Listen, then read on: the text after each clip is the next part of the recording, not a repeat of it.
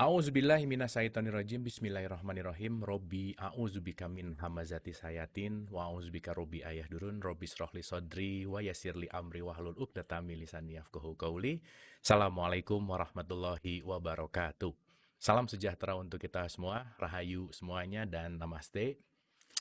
Selamat datang Dialog Positif Family, sahabat Dialog Positif. Malam hari ini episode 93. Oke, dan episode 93 ini bintang tamunya asik nih. Kita kembali mendengarkan lagi Mas Sony gitu ya. Jadi ini Dialog Positif in Inner Heart Talk. Jangan lupa Inner Heart Talk itu mainan YouTube-nya Mas Sony. Mas Sony sekarang jadi YouTuber gitu. Jadi yang belum subscribe, jangan lupa subscribe ya. Alhamdulillah ini sudah 1 bulan 2 bulan lah ya, 2 bulan udah 1.000 lah sekarang ya subscribernya. Wah keren Mas Sony, terima kasih semuanya yang sudah mensubscribe. Mudah-mudahan ada manfaat dari semua apa yang kita diskusikan di Inner Heart Talk. So malam hari ini kita akan berbicara tentang esensi kurban dan esensi haji, dan tentu saja ada makna di balik kata kurban, esensinya apa gitu ya, haji dan seterusnya, yang mudah-mudahan malam hari ini kita akan mendapatkan cahaya, mendapatkan kesadaran yang selalu senantiasa hanya untuk berserah dan pasrah kepada Allah Subhanahu wa taala. Oleh karena itu, tidak berpanjang lebar lagi, please welcome Mas Sony Wicaksono. Boleh tepuk tangan dulu dong buat Mas Sony. Halo, selamat malam, Kang Abu. Malam, oh rapi banget Mas malam hari ini. Habis ceramah ya? Iya, Idul Adha kan, Oh Idul Adha. special edition. Spesial. Oke Mas, the stage is yours Mas, silakan.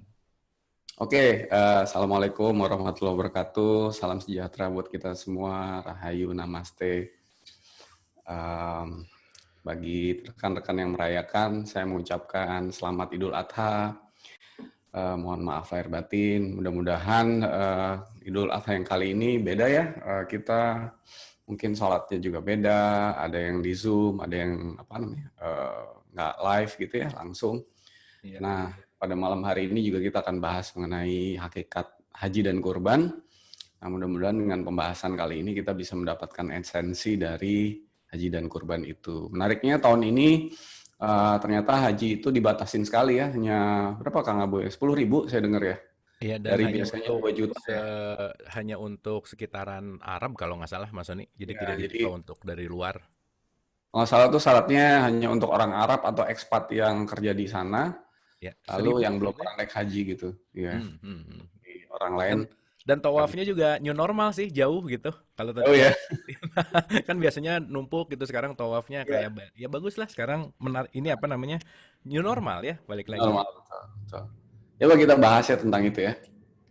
Oke. Kalau kita bahas tentang haji itu ya, itu adalah haji kan artinya hajj. Hajj itu artinya kalau bahasa Inggrisnya kan pilgrimage. Hmm. Pilgrimage itu adalah perjalanan ya. Dan kalau kita bicara haji, kita selalu mengaitkannya dengan cerita Nabi Ibrahim kan.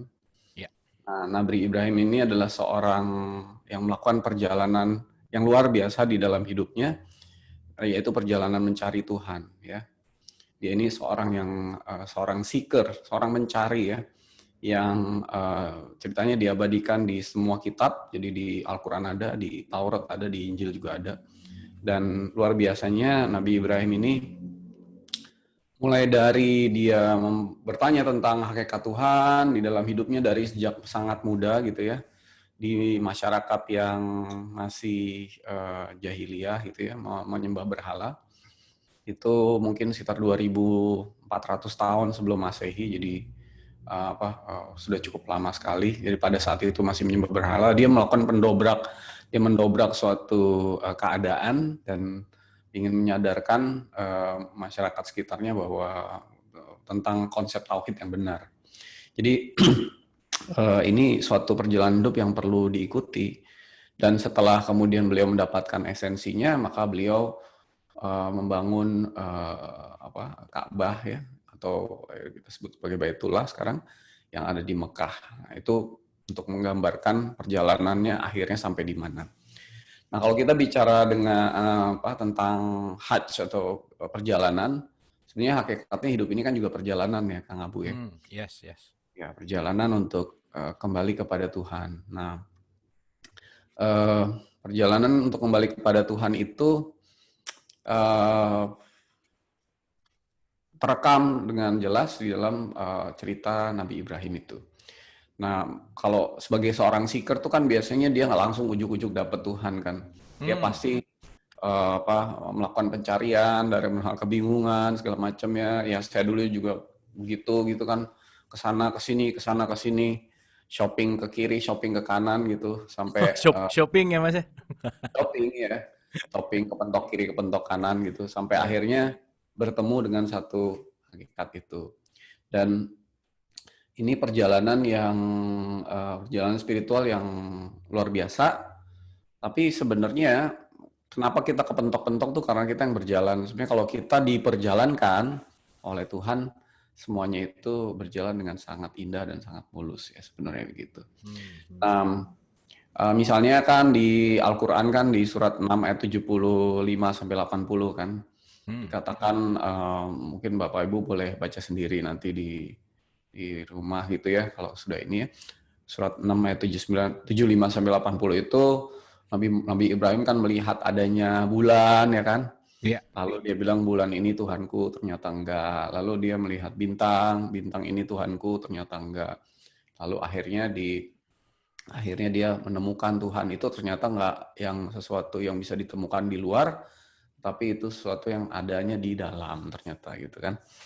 Dan beliau juga waktu muda kan ada cerita yang beliau menghancurkan patung, ya kan, di mana waktu itu masyarakat kan menyembah berhala, lalu beliau menghancurkan patung-patung itu dan disisakan patung yang paling besar gitu kan.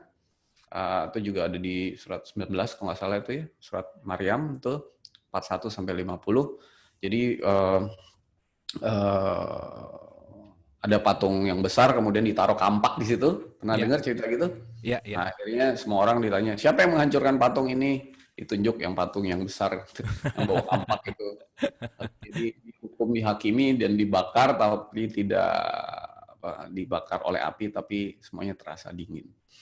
Nah, jadi perjalanan-perjalanan spiritual ini terekam di dalam Ibrahim, dan ketika kemudian beliau dihukum dan merasa tidak kondusif di daerah Babilonia atau di daerah Irak itu, lalu beliau pergi ke daerah Palestina. Itu jauh loh, sekitar mungkin 1.500 km dia pergi. Lalu dari Palestina pergi lagi ke Mekah kan, dari Mekah pergi lagi ke tempat-tempat lain gitu. Jadi beliau ini pencari Tuhan yang luar biasa komitmennya, gitu, kira-kira begitu. Nah, terkait dengan haji ya, haji ini juga akhirnya gini, karena beliau tuh perjalanannya sudah jauh dan panjang, akhirnya beliau menemukan hakikat dari Tuhan dan beliau ini ingin menyebarkannya kepada orang-orang. Pada waktu itu kan belum ada kertas, belum ada buku kan. Iya. Jadi disebut suhuf Ibrahim itu sebenarnya kan suhufi Ibrahim wa Musa kan ya, di surat awalnya Sabihisma itu kan terakhir ada suhufi Ibrahim wa Musa. Nah, pada waktu itu suhuf itu artinya mushaf atau sesuatu yang bisa tertulis, itu bentuknya belum buku karena buku itu baru ditemukan zaman Mesir kan. Papirus itu kan zaman Mesir. Zaman Nabi Musa itu baru ketemu kertas, teknologi kertas. Jadi bagaimana cara menceritakan perjalanan spiritual mencari Tuhan ini? Nah, beliau kemudian membangun yang namanya di Mekah namanya Ka'bah gitu. Nah, Ka'bah itu kalau kayak raja-raja Jawa juga kan dulu kalau mau mengajarkan sesuatu dia membangun prasasti kan. Prasasti dari batuan ditulis gitu. Nah, Ibrahim juga membangun sebuah simbol kira-kira gitu. Nah, simbol itu namanya Ka'bah. Dan dari simbol itu kita akan banyak belajar tentang apa itu hakikat Ka'bah, apa itu hakikat haji dan sebagainya. Nah, simbol-simbol itu sekarang masih ada, diabadikan dan menjadi ritual haji itu. Nah, pada malam hari ini saya nggak akan bicara mengenai syariat haji ya, Kang Abu dan Bapak Ibu sekalian. Saya mau bicara tentang hakikatnya dan mau mengajak Bapak Ibu sekalian untuk menyelami lagi bahwa yang namanya Ka'bah segala macam itu adalah simbol dari suatu makna hakikat yang jauh lebih dalam lagi gitu. Itu mungkin introduction ya Kang Abu. Oke. Kalau kita mau masuk ke ayatnya, nah, supaya bisa jelas tuh, mari kita buka, kalau Kang Abu boleh dibantu ya. Iya, silakan. Surat 3 ayat 96 dan 97. Oke, surat 3 ayat 96. Ya. Oke. Surat 3 ayat 96. Auzubillahi minasyaitonirrajim. Bismillahirrahmanirrahim. Ya. Sesungguhnya rumah yang mula-mula dibangun untuk tempat beribadat manusia ialah Baitullah yang dibakah, yang diberkahi dan menjadi petunjuk bagi semua manusia. Nah, ini kita bahas dulu tentang Baitullah dulu ya Bapak Ibu ya, Ka'bah ya. Jadi sesungguhnya rumah yang mula-mula dibangun untuk manusia ya di sini adalah Baitullah yang dibakah, Ya. yang diberkahi dan menjadi petunjuk bagi semua manusia. Hmm. Jadi di sini kata-kata yang tepat sebenarnya sesungguhnya rumah baiti itu artinya rumahku gitu, rumahku yang di wudi'a itu artinya diletakkan. Jadi bukan dibangun secara fisik tapi diletakkan. Nah, diletakkan untuk kita gitu, atau di atas kita adalah Baitullah, yang dibakah gitu. Nah, Bakah itu di situ dikurungin Mekah, harusnya itu Bakah artinya diberkahi. Memang namanya lembah Bakah, tapi Bakah itu artinya diberkahi dan menjadi petunjuk bagi semua manusia. Jadi rumah di sini itu sebenarnya hakikatnya bukan rumah bangunan fisik, tapi bangunan non fisik, ya kan? Nah, yang diletakkan. Jadi kalau kita bicara rumahnya Baiti atau rumahku, ku di sini bukan aku Sony atau Kang Abu gitu kan. Makanya ini Baitullah, rumahnya Tuhan gitu. Nah, jadi untuk kita semua yang diberkahi dan menjadi petunjuk bagi semuanya. Nah, ada sebuah cerita ya, Kang Abu pernah dengar nggak cerita tentang seorang mengetuk pintu rumah gitu? Oh ya, Rumi. Rumi kan ya? Ya, Iya, iya. dari Rumi. Nah, jadi dia ada cerita dari Rumi mengatakan bahwa uh, ada seorang mengetuk pintu rumah, lalu penghuni rumah itu mengatakan, siapa kamu gitu kan? Iya, Lalu betul. jawabnya gimana? Oke, pas dia ngetuk, siapa kamu? Aku, katanya. Oh, disuruh Aku. pergi. Tidak ada dua aku di sini, gitu. Ah, ya kira-kira begitu. Jadi, Ah, ah, siapa kamu? Jawabnya aku. ah. Uh, apa? Uh, uh, sorry. Gini, si tamu itu mengetuk pintu rumah dan bertanya kepada orang yang di dalam rumah kan, Ya, ya. halo siapa kamu gitu. Lalu orang yang di dalam rumah mengatakan aku. Lalu orang yang atau tamu itu tidak jadi masuk ke dalam rumah gitu. Hmm. Lalu suatu hari kemudian diketuk lagi pintu, ditanya siapa di dalam. Lalu orang yang di dalam menjawab kamu gitu. Nah baru ketika dijawab kamu, barulah pintu rumah itu terbuka dan yang tamu itu bisa masuk ke dalam karena tidak bisa ada dua pihak di satu rumah itu karena rumah itu adalah rumahnya Tuhan gitu. Jadi di situ ceritanya sangat dalam yang mengisahkan bahwa memang kita harus mengeluarkan semua apa yang ada di dalam kita dari kalau kita bilang berhala-berhala secara quote unquote itu harus dikeluarkan dari dalam rumah itu supaya Tuhan bisa menjadikan tempat itu menjadi rumah. Jadi di sini yang dimaksud dengan rumah itu bukan rumah fisik, tapi rumah non-fisik, diberkahi dan menjadi petunjuk bagi semua manusia. Dan ada perkataan bahwa kolbu mukmin baitullah. Jadi yang disebut sebagai rumah di sini itu adalah hati, gitu, hati nurani kita. Boleh dilanjut lagi tuh surat 397-nya Kang Abu? Oke, ke 97-nya ya. Ya. Padanya terdapat tanda-tanda yang nyata, di Ya. antaranya makom Ibrahim. Ya. Barang siapa memasukinya Baitullah itu, menjadi amanlah dia. Mengerjakan haji adalah kewajiban manusia terhadap Allah, yaitu bagi orang yang sanggup mengadakan perjalanan ke Baitullah. Barang siapa mengingkari kewajiban haji, maka sesungguhnya Allah Maha Kaya tidak memerlukan sesuatu dari semesta alam. Nah, betul. Jadi, maaf ya Kang Abu, saya minta baca, minta tolong. Iya, oke Mas, aman. Jadi di dalamnya itu, fihi ayatum bayinat itu, artinya di dalamnya itu terdapat petunjuk-petunjuk yang menjelaskan. Jadi di situ dibilangnya tanda-tanda. Padahal harusnya ayat itu artinya petunjuk-petunjuk, bayinat itu menjelaskan. Dan di dalamnya juga ada makom Ibrahim. Nah, makom di situ sebenarnya bukan suatu bangunan, tetapi tingkat yang tertinggi. Dan Ibrahim di situ hakikatnya itu adalah berasal dari kata bahasa Arab aba, atau kalau di kita ibu, atau abu gitu ya, Kang Abu gitu ya. Dan rahim itu adalah kasih sayang. Jadi disebut tingkat makom itu tingkat tertinggi. Jadi orang yang tingkatannya tinggi disebut makomnya udah tinggi itu ya. Nah lalu Ibrahim di situ adalah sumber, sebenarnya sumber, ibnya sumber, rahimnya kasih sayang. Jadi di dalam hati kita itu ada sumber puncak kasih sayang Tuhan. Sumber kasih sayang Tuhan, saluran kasih sayang Tuhan disebut sebagai makom Ibrahim, makom Ibrahim. Jadi makom Ibrahim di situ hakikat. Nah, barang siapa memasukinya menjadi amanlah dia. Jadi perintah Tuhan itu masuk ke dalam Baitullah itu, baru kita menjadi aman. Nah, sekarang kalau kita lihat siapa sih orang Indonesia aja yang bisa masuk ke dalam Ka'bah secara fisik kan?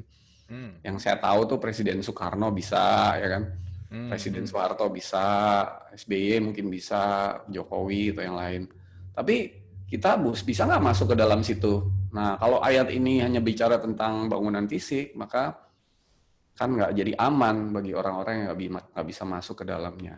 Betul, betul. Nah, Hijul baiti manistato'a ilahi sabila, artinya haji itu adalah perjalanan sesuai kesanggupan masing-masing.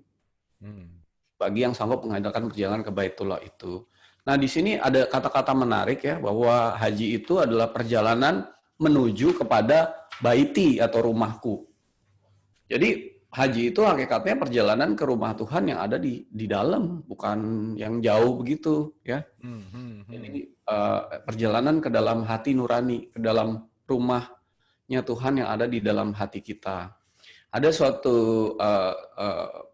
statement yang mengatakan bahwa seluruh alam semesta ini tidak bisa menampung kasih sayang Tuhan. Hanya hati seorang yang berimanlah yang sanggup menampungnya. Jadi artinya hati kita itu memang disiapkan Tuhan menjadi singgasananya Tuhan, menjadi baitnya Tuhan, bait Allah, singgasana Allah, untuk menunjuki kita perjalanan berikutnya, yaitu nanti kembali kepada Allah gitu ya. Tapi perjalanan pertama harus kita tempuh dulu, diperjalankan Allah dengan kasih sayangnya masuk ke dalam hati kita. Jadi perjalanan ke dalam. Nah, di sini ada kata-kata sesuai kesanggupan masing-masing. Manistato'a ilaihi sabila. Yang artinya bahwa perjalanan ini tidak ada paksaan. Jadi tidak dipaksa orang itu untuk membuka nanti ya perjalanan ke dalam hati, caranya gimana nanti kita bahas ya. Tapi tidak ada paksaan. Artinya ini sifat kasih sayang. Jadi sifat kasih sayang itu tidak pernah memaksa. Sampai di mana kita mau perjalanan ke dalam sesuai kesediaan, sesuai kesanggupan kita masing-masing. Nah, sesuai kesanggupan juga mengatakan bahwa di sisi yang lain bahwa semua itu sudah disediakan oleh Allah. Jadi kita tuh maunya sampai di mana itu tergantung kita sendiri. Tapi kalau kita mau bersedia seperti kehendak Allah, maka perjalanannya akan diperjalankan langsung akhirnya nanti kembali kepada Allah gitu. Bahkan terus-menerus tiada berakhir perjalanan itu. Jadi sesuai kesanggupan tuh artinya ya terserah, tergantung kita gitu. Kalau kita nggak mau juga nggak apa-apa, ya kan? Nggak mau juga nggak maksa ya Mas ya? Nggak maksa. Makanya di situ, kalaupun nggak mau, Allah juga maha terpuji. Jadi nggak ada unsur paksaan gitu. Gitu ya. Dan di situ dikatakan bahwa perjalanan ini tuh akan dilindungi, jadi aman dalam perlindungan Allah. Jadi itu perjalanan yang dimaksudkan. Nah, perjalanan yang disebut di sini hijul baiti, perjalanan menuju rumahku, itu bukan keluar tapi ke dalam. Nah, ke dalam, semakin dalam, semakin dalam. Nah, itu adalah ke dalam hati kita, ke dalam hati kita. Nah, jadi hati kita tuh berlapis-lapis, dan berjalan makin dalam tuh makin seperti membuka selapis demi selapis demi selapis demi selapis sampai akhirnya bertemu dengan zat Allah yang paling dalam di dalam diri kita. Nah, itulah yang akan membawa kita, membantu kita, membimbing kita di dalam perjalanan kembali kepada Allah gitu. Itu dari sisi ayatnya. Jadi kalau kita bicara kewajiban haji itu ayatnya adalah itu. Nah, balik lagi ke cerita Nabi Ibrahim. Kenapa Nabi Ibrahim membangun Ka'bah seperti itu ya? Nah, kalau kita lihat, Ka'bah itu adalah simbol dari keadaan hati kita. Ka'bah itu kan Baitullah. Baitullah yang simbol itu adalah simbol dari hal yang hakikat. Nah, hati kita itu seperti Ka'bah itu. Jadi, nah gini, kan Ka'bah itu kan ada kayak kotak begitu ya, kayak kubus begitu besar gitu ya. Nah itu ada dinding kanan, kiri, depan, belakang, atas, bawah gitu kan. Dan ada pintunya kecil yang jarang dibuka, ditutup terus ya kan. Lalu kemudian dikasih kiswah, kiswahnya juga dari dulu hitam gitu, nggak pernah warnanya putih gitu kan. Jadi hati kita tuh bentuknya kayak gitu. Hati kita tuh tertutup seperti itu, seperti Ka'bah itu bentuknya tertutup. Jadi tertutup oleh banyak hal ya, oleh kotoran, oleh konsep, oleh persepsi, oleh kemauan, oleh keinginan, oleh dosa-dosa masa lalu gitu, oleh apa namanya kesesatan-kesesatan, oleh berhala, oleh macam-macam, tertutup seperti itu. Dan itu simbol yang sangat bagus gitu. Nah, padahal sebenarnya yang menutup itu bukan Tuhan gitu, bukan Allah yang menutup itu. Yang menutup tuh kita sendiri gitu, ya. Dan aslinya hati kita itu diciptain Allah tiada batasnya gitu. Makanya tadi dibilang seluas alam semesta, lebih luas dari alam semesta ini. Tapi kitalah yang menutup hati kita seperti itu gitu. Dan menutupinya juga dengan kain yang hitam seperti itu. Makanya bentuknya seperti kotak begitu, yang belum terbuka. Ya. Dan dulu di zaman Nabi Muhammad meletakkan Hajar Aswad kan di sampingnya, di pinggiran Ka'bah itu. Nah, Hajar Aswad ini simbol dari kotoran juga kan, batu yang hitam. Jadi di sekeliling Ka'bah itu ada, sekeliling hati kita itu ya, itu kan simbolnya. Sekeliling hati kita itu ada kotoran-kotoran hitam. Misalnya emosi negatif ya, misalnya kita marah ya. Kalau kita marah tuh kita memproduksi satu Hajar Aswad di hati kita gitu. Kalau kita sombong, nah kita memproduksi satu lagi Hajar Aswad. Kalau kita iri, dengki, ada lagi satu Hajar Aswad di hati kita. Kalau kita frustasi, kecewa, sedih, dendam, segala macam, ada Hajar Aswad di hati kita. Semua emosi negatif yang kita produksi itu adalah memproduksi kotoran di sekeliling hati kita, yang membuat hati kita makin lama makin tertutup gitu. Berarti produksi Hajar Aswad tiap hari ya Mas ya? Tiap hari. Tiap hari ya, ditambahin terus gitu ya? Tambahin terus. Nah. Dan makanya perjalanan haji harus dimulai dengan membersihkan Hajar Aswad itu, membersihkan berhala-berhala itu gitu. Ya. Nah, di hati kita itu juga ada, jadi tertutup. Jadi selain kotoran, tertutup juga. Jadi udah tertutup, ada kotorannya lagi, gitu, kira-kira begitu. Nah, hati kita tuh juga ada namanya Hijr Ismail. Jadi kalau dilihat di Ka'bah itu kan ada Hijr Ismail kan.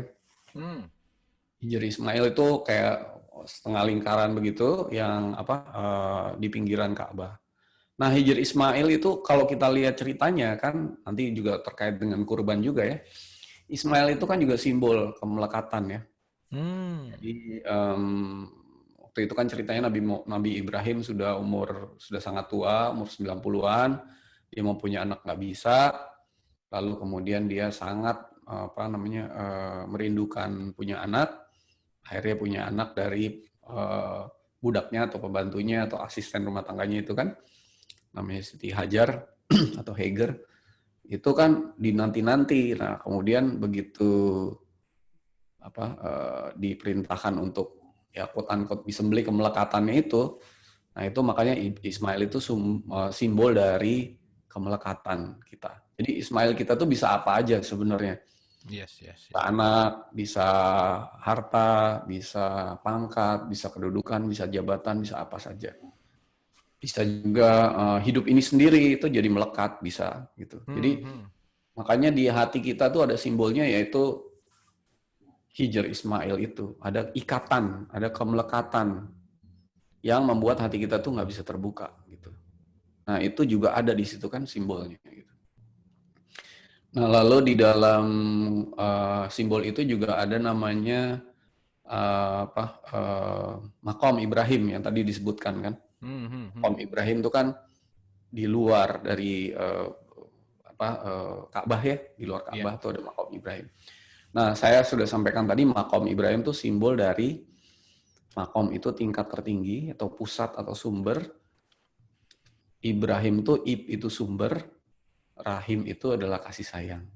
Hmm. Jadi itu simbolnya artinya ketika hati kita udah tertutup seperti itu, tertutup oleh konsep, oleh kemelekatan, oleh tadi ya, oleh kemauan, oleh harapan, keinginan, dosa, karma, emosi segala macam itu, maka makom Ibrahimnya adanya di luar hati kita kan, nggak Hmm. bisa masuk ke dalam hati kita itu. Hmm. Hmm. Nah jadi, oh ya Kang Abu, terima kasih nih dikasih. Jadi nggak bisa masuk ke dalam hati kita, Bentar, Mas. adanya di luar, ya. Hmm. Hmm. Padahal sebenarnya kalau hati kita atau Ka'bah itu, Baitullah di dalam hati kita itu terbuka, eh, dengan membuka kotak kayak buka kado begitu ya. Jadi Iya. kanannya kebuka, kiri kebuka, atas bawah kebuka begitu, hati kita kebuka begitu, dan pintunya juga kebuka, maka sebenarnya makom Ibrahim itu bisa ada di dalam hati kita gitu. Hmm. Simbolnya begitu.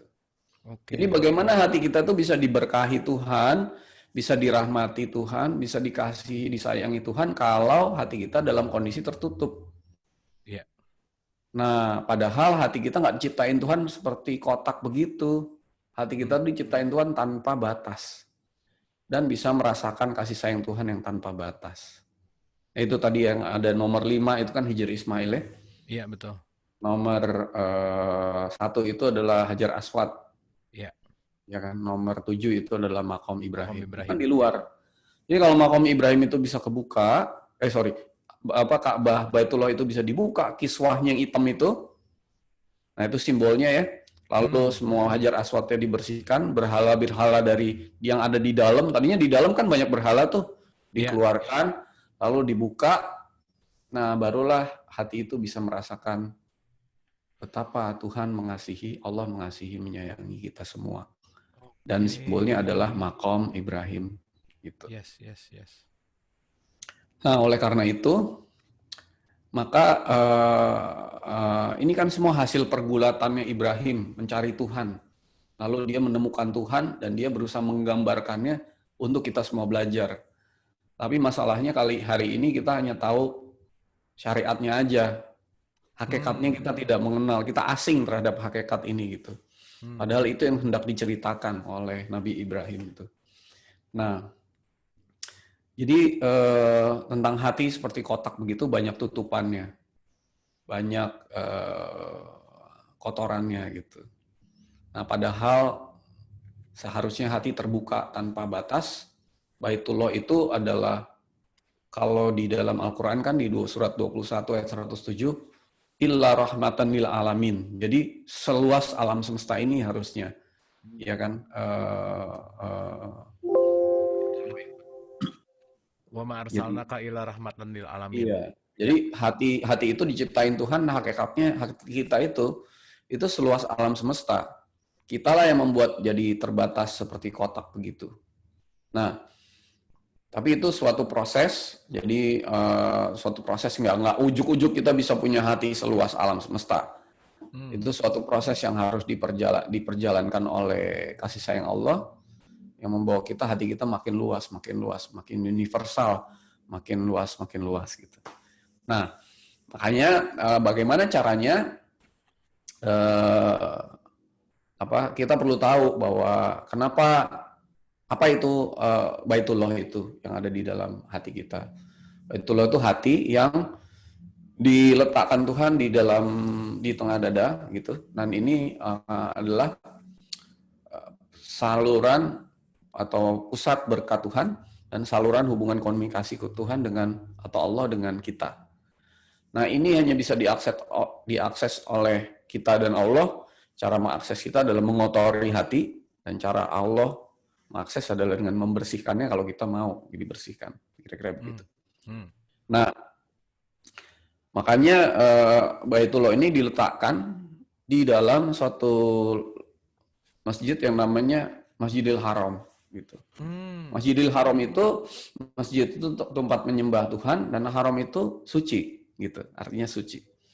Nah, jadi selalu harus disucikan yang namanya hati itu setiap saat gitu. Nah, jadi proses pensuciannya itu terus-menerus harusnya tidak pernah berhenti, dan hakikatnya tidak ada manusia yang bersih 100%, jadi harus terus-menerus, tidak bisa ngeklaim bahwa hatinya sudah bersih, gitu, enggak. Jadi harus terus-menerus dibersihkan. Dan sebenarnya hakikatnya yang membersihkan adalah Allah, kita nggak bisa. Gitu. Kita nggak bisa. Nah, makanya kalau kita pindah ke ritual haji, ada ritual namanya tawaf. Ya. Tawaf itu artinya proses pembersihan. Gitu. Kalau di Al-Quran misalnya di surat 22 ayat 26 ya, kalau boleh dibuka itu. Oke. 22 ayat 26, tawaf ya. 22, 26. Dan ingatlah ketika kami memberikan tempat kepada Ibrahim di tempat Baitullah dengan mengatakan, janganlah kamu memperserikatkan sesuatu pun dengan aku, dan sucikanlah rumahku ini bagi orang-orang yang tawaf, dan orang-orang yang beribadat, dan orang-orang yang ruku dan sujud. Ya, ini bicara tentang Baitullah yang hakikat, yaitu rumahku yang ada di dalam diri kita, bukan rumah yang jauh-jauh gitu. Karena yang itu kan simbol ya.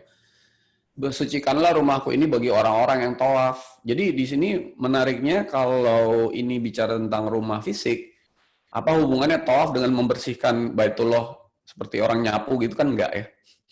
Tapi tawaf itu artinya adalah mensucikan hati kita gitu. Nah, jadi ini proses salah satu rukun haji kan, tawaf itu.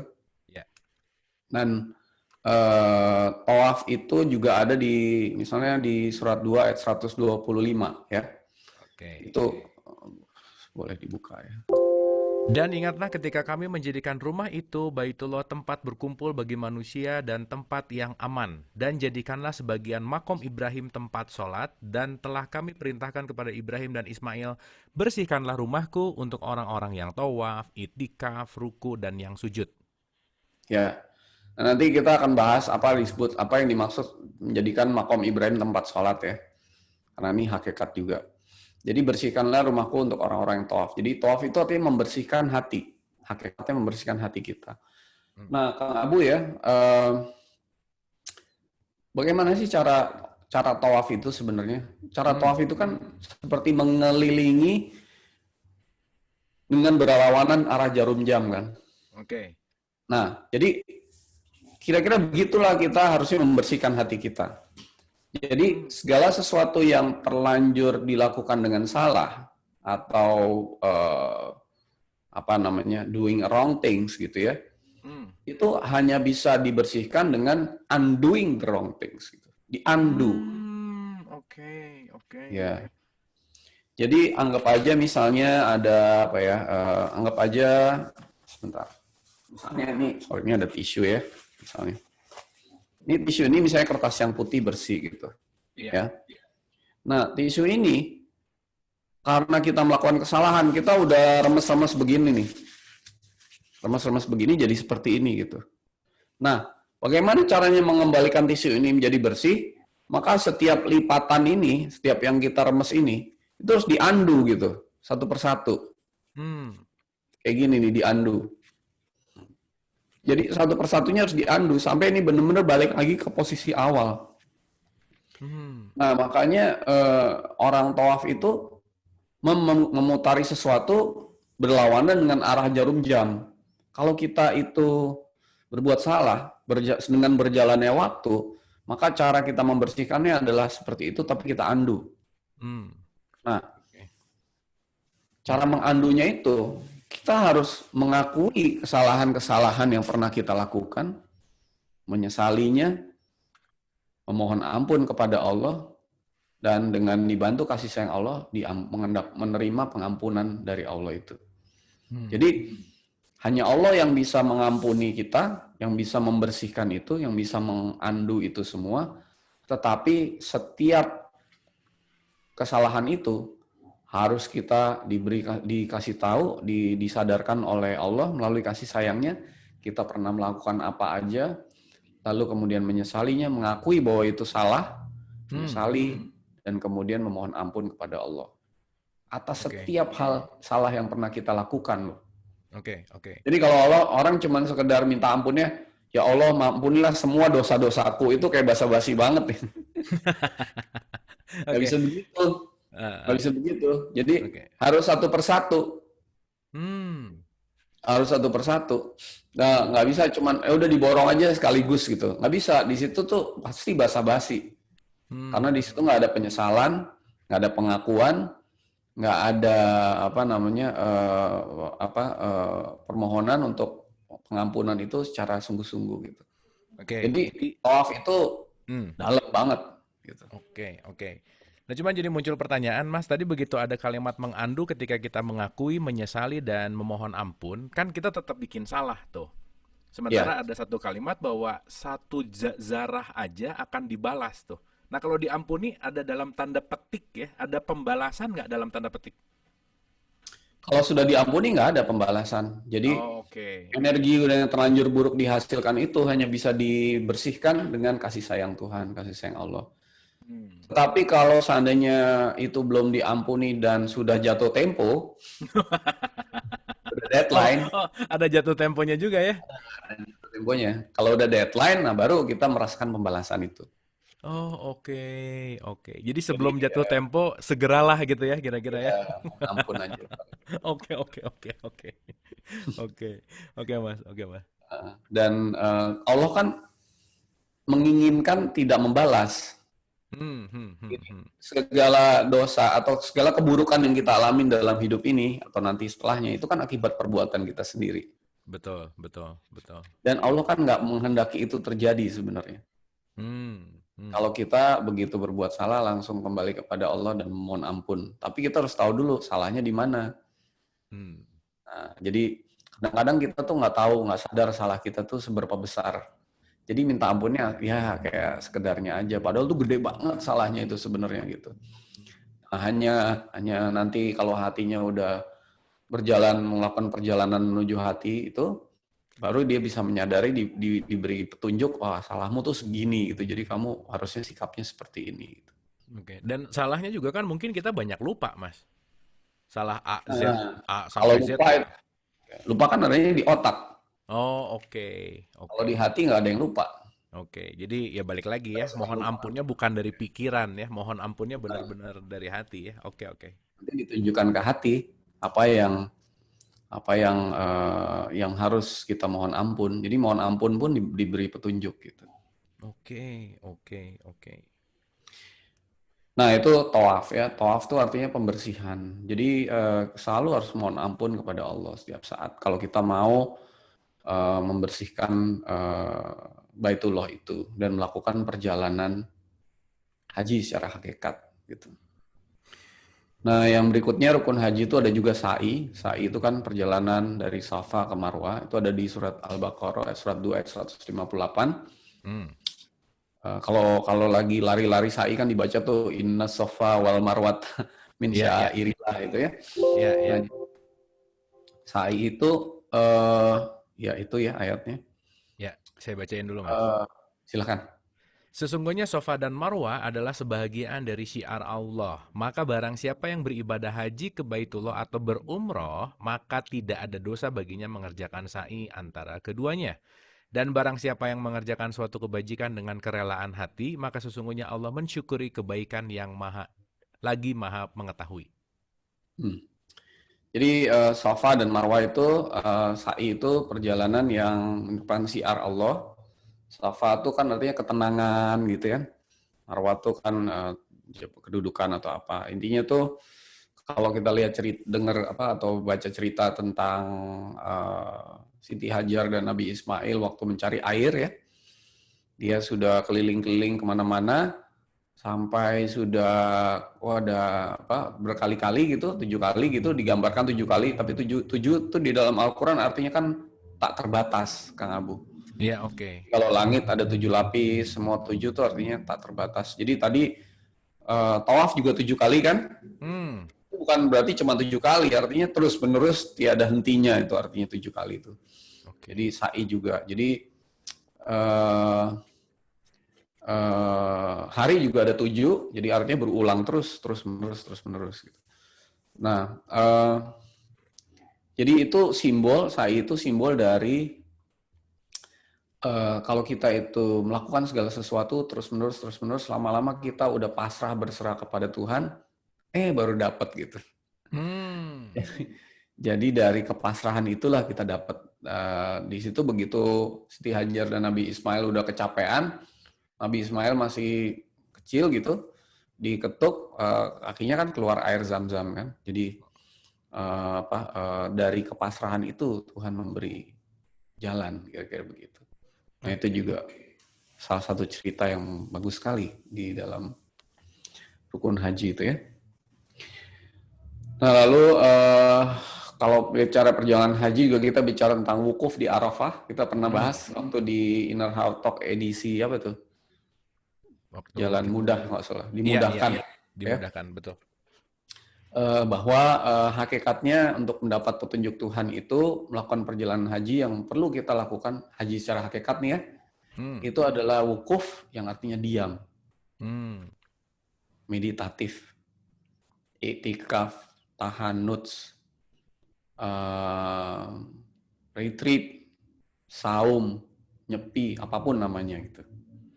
Nah, jadi kita perlu untuk Arafah. Arafah itu artinya mengenal, hmm. mengenal diri, mengenal Tuhan. Jadi ya kalau ada kata-kata kan man arafa nafsahu faqad arafa rabbahu. Jadi eh, perjalanan spiritual itu karena ke dalam ya, ke dalam bukan keluar. Maka apa yang harus kita lakukan ketika melakukan perjalanan ke dalam tuh diam, Hmm. tidak mengapa-ngapa. Makanya wukuf di Arafah kan ya poinnya ya. Iya, betul. Oke, oke, Dan oke. ini penting banget untuk kita tuh di dalam hidup meluangkan waktu untuk wukuf di Arafah ini. Hmm. Bukan cuma orang yang lagi haji, tetapi kita semua gitu. Dan kalau bisa, luangkanlah waktu dalam sehari, dalam seminggu, dalam sebulan, dalam setahun untuk diam, tidak mengapa-ngapa. Hmm. Dulu Nabi Muhammad kan bertahun-tahun sebelum beliau jadi nabi, beliau ke Gua Hiro kan. Iya, Selama 40 hari beliau wukuf kan, betul. diam. Nabi Ibrahim juga kan di surat 6 ayat 75 sampai 80 kan beliau juga ke apa namanya? Gunung lalu kemudian wukuf gitu. Dan dia baru menemukan sesuatu ketika dalam kondisi meditatif dan diam. Dan Ini menarik. dan cerita perjalanannya itu selalu sama ya Mas. Musa begitu, Ibrahim begitu gitu ya. Nabi Muhammad pun demikian gitu dan memang memang the only way gitu ya Mas ya. Apa gimana? That's the only way gitu. Jadi ya Sunan Kalijaga juga begitu ya kan. Kalau Iya. dilihat cerita Buddha juga begitu gitu. Jadi eh, ada menarik ya kata-kata bahasa Inggris yaitu silent and listen, ya kan? Yes, yes, yes. Silent itu dan listen itu dua kata-kata yang punya huruf yang sama, tapi maknanya kalau kamu bisa silent, baru kamu bisa listen, gitu kan? Yes, yes, yes. Atau voice and noise, ya kan? Hmm. Jadi kalau kita itu berada di dalam kondisi noise, noise itu bukan berarti suara aja, tapi sibuk, ya kan? Kita sibuk dengan kesibukan dunia, segala macam, maka kita nggak bisa dengar namanya voice itu kan? Iya, iya, iya. Dan ada lagi istilah, actually whatever you do, you are disconnecting yourself with God frequency. Hmm. Apapun yang kamu lakukan, kamu sedang memutuskan dirimu dari frekuensi Tuhan gitu. Karena frekuensi Tuhan tuh frekuensinya diam, tidak mengapa-ngapa gitu. Ini menarik sih ya. Kalau frekuensi Tuhan dia mungkin kalau kita nggak ngerti diamnya gimana malah jadi nggak ngapa-ngapain beneran gitu ya Mas. Beda kan, nggak ngapa-ngapa, nggak ngapa-ngapain.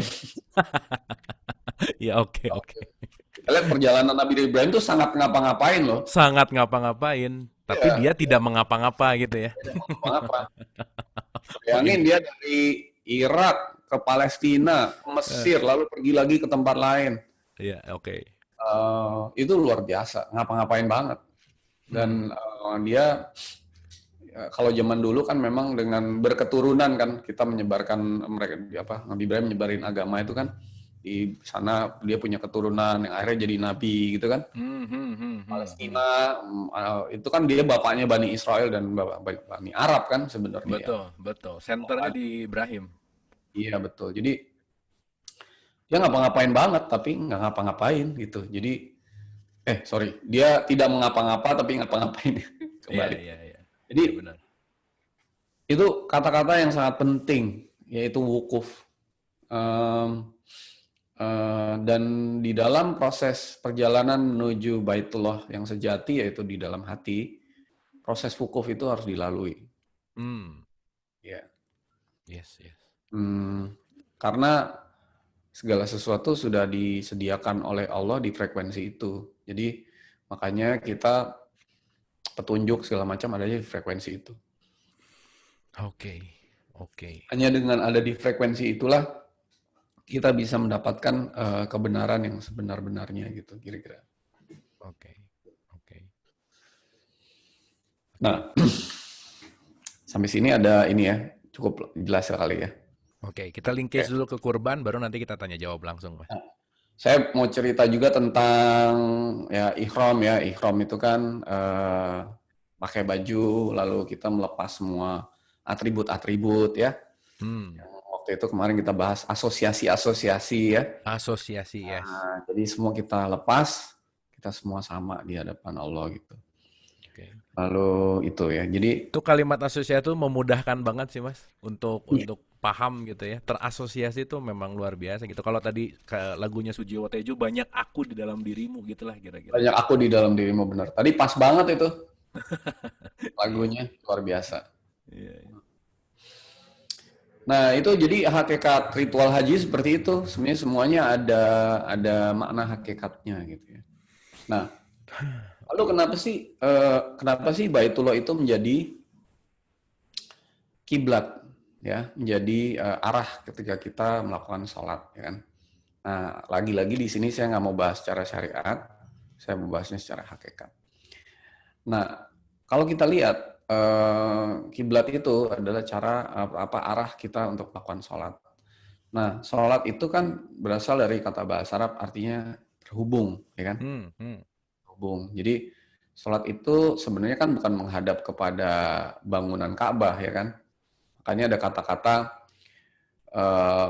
di surat 106 itu li'ila fi Quraisy. Fal ya'budu rabb Falyabudu hadzal bahasa bait. bait, ya. Aku ini Rob dari bait ini gitu loh. Jadi yang kamu sembah tuh bukan baitnya tapi aku kan sebenarnya aku itu Tuhan kan sebenarnya kan gitu. Ya. Jadi sebenarnya kan ketika kita mengarah sholat kita menghadap kepada Baitullah yang kita sembah tuh Allah kan gitu, ya kan. Ya. Nah, dan Allah itu kan adanya di mana-mana kan. Jadi kalau di surat Al-Baqarah ayat 115 itu kan dikatakan kemanapun kamu menghadap di situ ada wajah Allah kan. Hmm, hmm. Nah, jadi sebenarnya hakikatnya itu secara syariat kalau kita sholat kita menghadap kepada Ka'bah, tetapi secara hakikat untuk bisa sholat itu harus melalui Ka'bah itu gitu. Nah, jadi artinya karena dengan menggunakan artinya gini, kalau mau terhubung sama Allah itu harus melalui hati kira-kira gitu, hati nurani. Oke. Karena kalau nggak melalui hati nggak bisa. Jadi Ka'bah, Baitullah itu harus mengarah ke Masjidil Haram gitu kan. Kalau di surat Al-Baqarah kan 142 sampai 145 tentang pemindahan kiblat. Hmm, Lalu hmm. kenapa harus pindah ke Masjidil Haram gitu kan? Ya. Mengarahnya ke Masjidil Haram karena ya kamu kalau mulai hari ini kalau mau terhubung kepada Allah harus lewat Baitullah yang ada di Masjidil Haram gitu kira-kira. Yaitu Hmm. hati yang sudah mulai dibersihkan Ya, untuk ya. bisa menyembah Allah dengan sebaik-baiknya gitu. Dan apapun yang dilakukan, kemanapun kamu menghadap, hadapkanlah wajahmu kepada kiblatmu, kan gitu kan. Betul. Jadi artinya segala perbuatan itu harus didasari dengan hati yang terhubung kepada Tuhan, kepada Allah. Nah, ini yang disebut sebagai di dalam Al-Quran itu sebagai membangun dasar-dasar Baitullah itu. Ya. Oke, oke. Di surat 2 ayat 124, 25 lah. 127. Oh iya, iya, oke. 7 kalau nggak salah. Ya, 24 itu tentang Ibrahim pemimpinnya. Iya. Coba dibuka tuh, 127. Oke. A'udzubillahi minasyaitonirrajim. Bismillahirrahmanirrahim. Dan ingatlah ketika Ibrahim meninggikan membina dasar-dasar Baitullah bersama Ismail seraya berdoa, "Ya Tuhan kami, terimalah daripada kami amalan kami, sesungguhnya Engkaulah yang Maha mendengar lagi Maha mengetahui." Ya, di sini kata-kata dasar itu adalah qawaida minal baiti. Dasar-dasar dari rumahku. Qawaid Ya, itu bahasa Arab bisa disebut aqaid atau akidah gitu. Jadi iya, bukan dasar-dasar fisik seperti batu kali atau pondasi begitu gitu. iya, iya, iya. Tetapi ini dasar-dasar akidah, Akidah. dasar-dasar yang non fisik gitu sifatnya. Karena baitinya itu rumahku juga, baiti kan artinya rumahku. Itu non fisik juga gitu. Nah, apa artinya ini? Jadi artinya untuk bisa sholat itu, untuk bisa terhubung kepada Allah melalui Baitullah itu, dasarnya harus kuat dulu. Nah, dasarnya itu agar hatinya itu bisa terbuka, ya, kemudian mengarah dan terhubung kepada Allah. Gitu. Nah ini kalau Bapak Ibu atau teman-teman nanti latihan membuka hati, ini kita latih setiap hari ini dasar-dasar ini, dasar-dasar untuk Oke. fondasi dasar agar hati kita selalu terbuka, mengarah dan terhubung kepada Allah itu. Karena itu sangat penting gitu. Nah, jadi fungsi dari Baitullah itu, fungsi dari hati itu, supaya kita terus-menerus bisa sholat, kemanapun kita menghadap, kita mengarah kepada hati itu, untuk terhubung langsung kepada Allah, itu fungsinya pertama adalah untuk membuka. Jadi terbuka, hati itu harus terbuka gitu. Jadi tadi yang saya ceritain tentang Ka'bah yang kayak kotak begitu, itu kotaknya harus dibuka tuh. Kanannya dibuka, kiri dibuka, depan belakang dibuka, atas bawah dibuka. Nah, jadi hati kita terbuka seperti itu. Nah, kita nggak bisa buka hati kita, hanya Allah yang bisa. Tapi kita nanti akan berdoa dan nanti akan bersedia untuk biarlah Allah melalui kasih sayangnya yang tadi makom Ibrahim itu bisa membuka hati kita lebih lepas. Lalu hati itu harus mengarah kepada Allah. Makanya karena hati itu kan dimensinya banyak, Kang Abu. Jadi hati itu nggak kayak 3 dimensi yang ngarah cuma bisa kayak mata, ngarah ke satu titik aja, enggak. Hati itu bisa mengarah ke banyak tempat. Lagi pengen ini, lagi pengen itu, lagi pengen ngapain, lagi ada masalah apa, itu hatinya ngarah kemana-mana. Ya. Nah, harusnya hati itu hanya mengarah kepada Allah. Nah, nanti diarahkan dan mengarah kepada Allah aja. Nah, terakhir hati itu harus terhubung terus-menerus kepada Allah setiap saat. Nah, dengan begitu maka itulah sebenarnya titik awal kesadaran untuk perjalanan menuju kembali kepada Allah itu. Oke. Makanya Nabi Ibrahim begitu menyadari ini, dia udah nyari Tuhan kemana-mana, lalu di Palestina kan, waktu itu kan di awalnya, pertama kali kan di Irak, lalu ke Palestina, lalu kemudian ke Mekah. Di Irak dan Palestina dia baru dalam proses mencari Tuhan itu sebagai seorang seeker atau pencari Tuhan. Lalu begitu dia mendapatkan hakikatnya, nah dia ingin membuat suatu pengajaran kepada banyak orang, dia membangun Ka'bah ini di kota Mekah. Dan ini adalah puncak kesadaran sebenarnya untuk mengajarkan kita bahwa perjalanan spiritual itu harus dimulai dari titik ini, yaitu hatimu seperti ini, tertutup begitu, kamu harus buka hatimu gitu. Ya. Nah, Mungkin lalu itu diteruskan. belum ada buku kali ya, makanya dimonumentalkan dengan situs gitu ya Mas ya, dengan situs-situs yang wah itu sebenarnya luar biasa banget ya. Luar biasa. Dalam Wah, banget. dalam betul-betul. Dalam banget. Dalam banget. Dan itu 2400 tahun sebelum Masehi loh. Hmm. Dalam sekali itu. Jadi dan Nabi Muhammad juga melanjutkan dengan Betul. cara syariat sholat yang intinya adalah Al-Fatihah, yaitu menyentuh hati, dan Al-Fatihah itu doa membuka hati sebenarnya. Jadi supaya si Baitullah, Ka'bah yang kotak tertutup hitam gitu, nggak pernah dibuka pun pintunya itu bisa kebuka gitu. Buka. Nah, sebenarnya itu titik awal perjalanan spiritual semua manusia. Jadi di situ kan kata-katanya semua manusia, bukan hanya orang beragama Islam saja kan. Betul, betul. Jadi ini pengajaran ini sifatnya universal. Jadi ketika bicara tentang kiblat itu harus ke Baitullah, lalu haji itu perjalanan menuju rumah Allah yang ada di dalam hati, itu sifatnya sangat universal, lintas agama sebenarnya, gitu. Oke. Nah, jadi itu adalah dasar-dasarnya. Qawaid itu kita perlu menyadari hati kita tertutup, dan kemudian hati kita itu harus dibuka, diarahkan, dan dihubungkan dengan Allah, dengan kasih sayangnya. Gitu. Nah, jadi itulah kira-kira Haji ya. cerita sedikit mengenai Baitullah dan haji itu ya. Kalau bicara tentang kurban ya, kurban itu kan berasal dari bahasa Arab, namanya kurubatin, yaitu mendekatkan diri kepada Allah. Tadi udah kita bahas ya, bahwa saya nggak mau berdebat tentang cerita Ismail disembelih, lalu apakah itu Ishak atau Ismail, karena di dalam surat 37 ayat 102 sampai 105 itu nggak pernah disebutkan namanya siapa yang Nama, disembelih. betul, anak di situ ya. Hanya anaknya aja. Jadi nggak pernah disebut itu Ismail atau Ishak gitu. Kalau orang Islam kan sering mengatakan itu Ismail saja. Kalau orang yang percaya kepada Injil itu bilang di situ hanya Ishak saja. Padahal dua-duanya namanya nggak disebutin sih kalau di Al-Quran. Nah itu juga sebenarnya juga simbol ya. Jadi ya kita bagi yang sudah punya kesadaran spiritual yang cukup dalam, itu kan bukan cerita letterlock ya. Masa Allah yang Maha Pengasih, Maha Penyayang menyuruh seseorang menyembelih anaknya ya kan. Iya, Itu betul. agak bertentangan sih ya sebenarnya. Tapi itu kan sebuah mimpi ya. Jadi penyembelihan itu kan adanya di dalam mimpi. Nah, lalu kemudian sebenarnya hakikatnya kan gini. Nabi Ibrahim itu kan seorang seeker ya, seorang pencari Tuhan. Lalu begitu dia menemukan Allah, lalu dia diberikan wahyu, dia diminta untuk menyebarkan ajaran Allah kemana-mana, ya kan?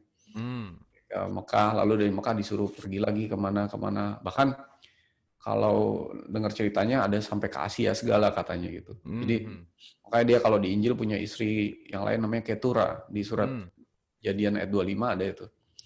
Nah itu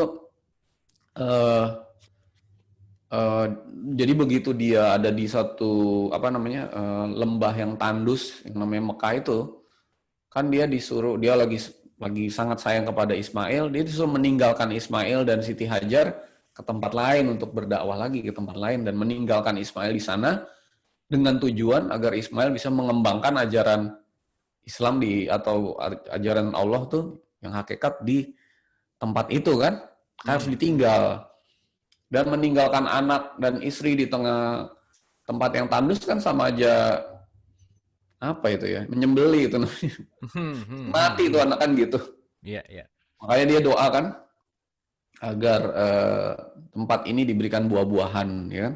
Iya, iya. Dan ini, dan kemudian ternyata Allah ya menggantikannya dengan hewan ternak kalau di mimpi itu kan. Berarti kan malah tempat itu dijadikan tempat yang mata airnya subur dan bisa jadi sumber penghidupan banyak orang. Itu artinya itu gitu. Jadi penyembelihan itu sih sebenarnya simbol kalau menurut kesadaran yang saya pahami gitu ya. Kalau orang lain berbeda silahkan. Jadi kita hidup itu banyak Hijr Ismailnya yang harus dikorbankan atau disembeli agar kita itu lebih dekat kepada Allah gitu. Dan sayangnya semua Hijr Ismail ini melekat di hati, kayak tadi ada Baitullah, terus ada bundaran itu Hijr Ismail melekat terus. Yang ini Hmm. harus dipotong, disembelih. Dan kalau di Al-Quran misalnya di surat 3 ayat 14 misalnya kan, Iya. itu salah satunya yang harus disembelih. Lalu kemudian di surat 9 ayat 24, boleh dibuka salah satu ya. Dijadikan indah pada pandangan manusia kecintaan kepada apa-apa yang diingini, yaitu wanita-wanita, anak-anak, harta yang banyak dari jenis emas, perak, kuda pilihan, binatang-binatang ternak, dan sawah ladang. Itulah kesenangan hidup di dunia dan di sisi Allah lah tempat kembali yang baik. Iya, coba buka lagi surat 9 ayat 24 gitu. Oke. Katakanlah jika bapak-bapak, anak-anak, saudara-saudara, istri-istri, kaum keluargamu, harta kekayaan yang kamu usahakan, perniagaan yang kamu khawatiri kerugiannya, dan rumah-rumah tempat tinggal yang kamu sukai adalah lebih kamu cintai daripada Allah dan Rasul-Nya, dan dari berjihad di jalannya, maka tunggulah sampai Allah mendatangkan keputusannya. Dan Allah tidak memberi petunjuk kepada orang-orang yang fasik. Iya.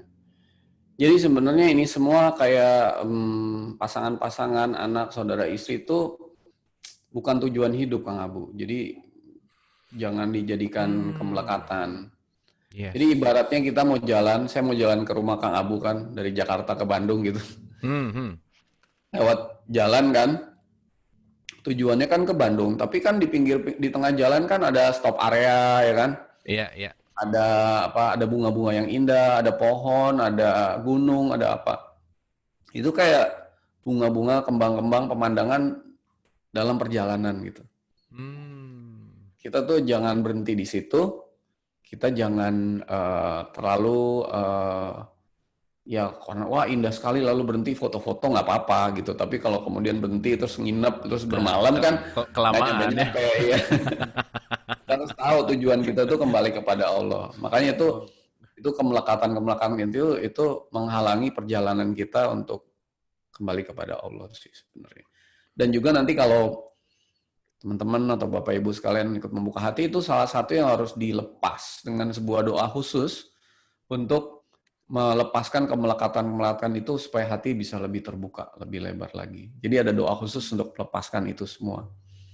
Karena hanya Allah yang bisa melepaskan, kita hanya bisa berdoa aja. Kita nggak bisa kok oke. itu ngelepasin kayak gitu. Kita hanya bisa ngotorin aja berarti ya. Kita hanya bisa ngotorin, kita hanya bisa melekat. Tapi kalau udah ngelepas-ngelepas begitu, hanya Allah dengan kasih sayangnya yang bisa. Oke. Itu waktunya lama nggak sih, Mas? Kenapa? Doanya? Nggak, maksudnya si waktu melepaskan pelepasan kan kan kemelekatan tuh banyak lah ya, misalnya di Banyak. dalam Ya. diriku gitu ya. Itu kan banyak kemelekatan. Itu lepasinnya tuh takes time atau gimana kira-kira? Next time, next time, next Takes time. time ya. Tergantung dari sikap hatinya.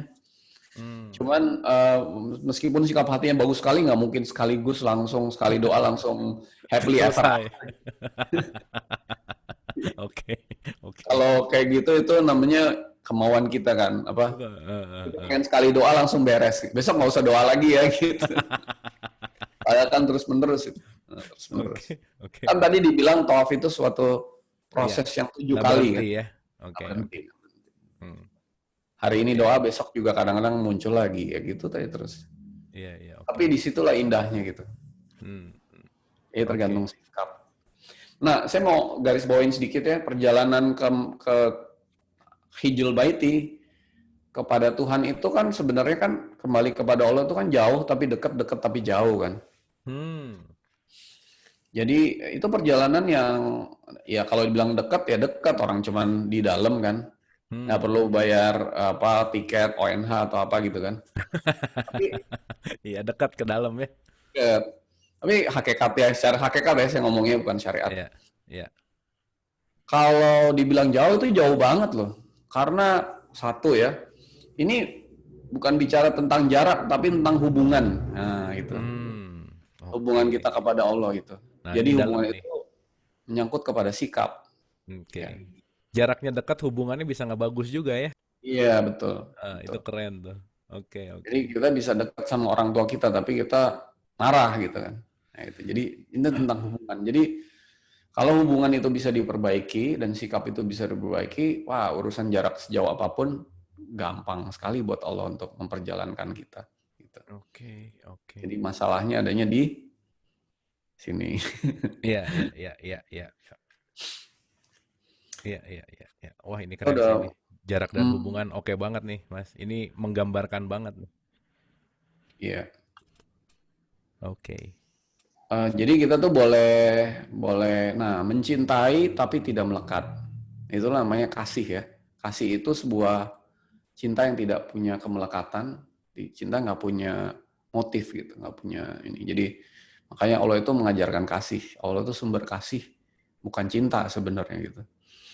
Jadi kamu boleh. Jadi kan jika kamu mencintai, ya kan kata-katanya mencintai kan. Dan Hmm. ayat 2 ayat itu bilangnya kan mencintainya lebih daripada Allah gitu. Jadi makanya konsep di yang benar itu adalah kasih sayang. Kasih sayang itu lepas dari itu semua.